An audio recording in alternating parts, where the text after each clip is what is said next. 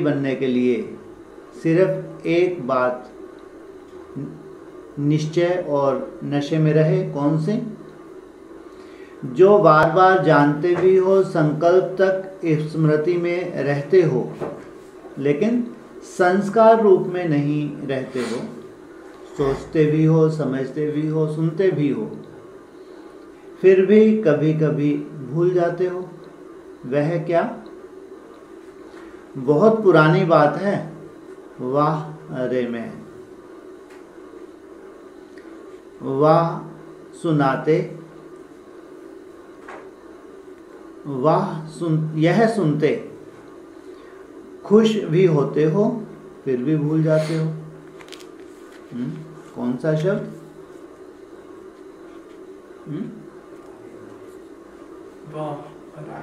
वाह अरे मैं। वह क्या?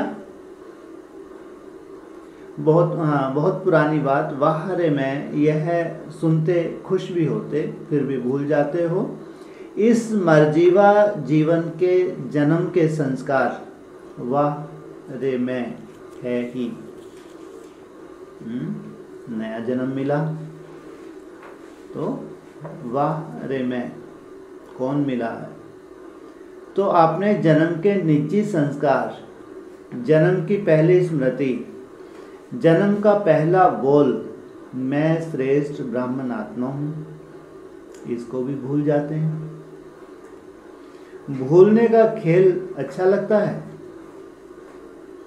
आधा कल्प भूलने के खेल में खेला, अब भी यही खेल अच्छा लगता है क्या? ब्राह्मण अर्थात स्मृति स्वरूप, ब्राह्मण अर्थात समर्थ्य स्वरूप, स्वरूप को भूलना, इसको क्या कहेंगे?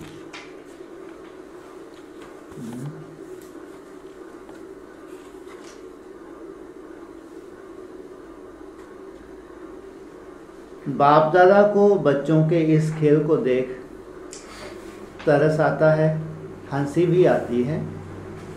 इतने महान आत्माएं और करती क्या है? और भी एक बहुत वंडरफुल खेल करते हो, कौन सा? जानते भी हो अच्छी तरह से। आप लोग ही बताओ कि क्या करते हो? कोई नाज नखरे करते, कोई आंख मिचोली खेलते, कभी वाह कहते हो, कभी हाय करते हो।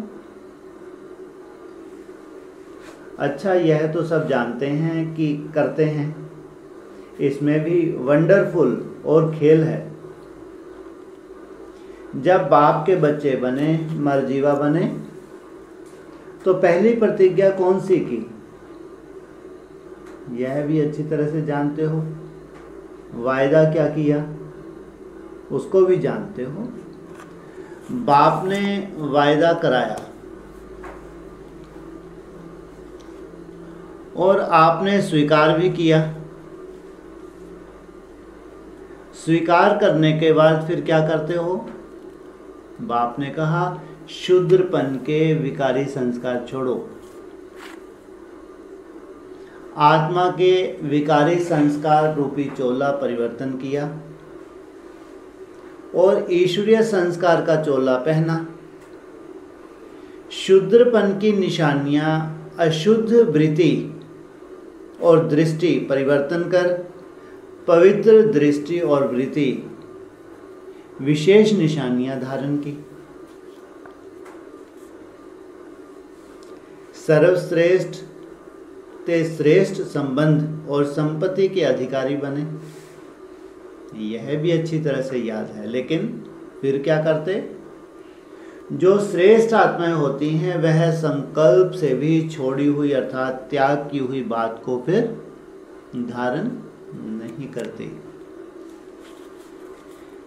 जैसे धरनी पर गिरी हुई व फेंकी हुई चीज रॉयल बच्चे नहीं उठाते, आप सबने संकल्प धारण किया और वह विकार बुद्धि से फेंके।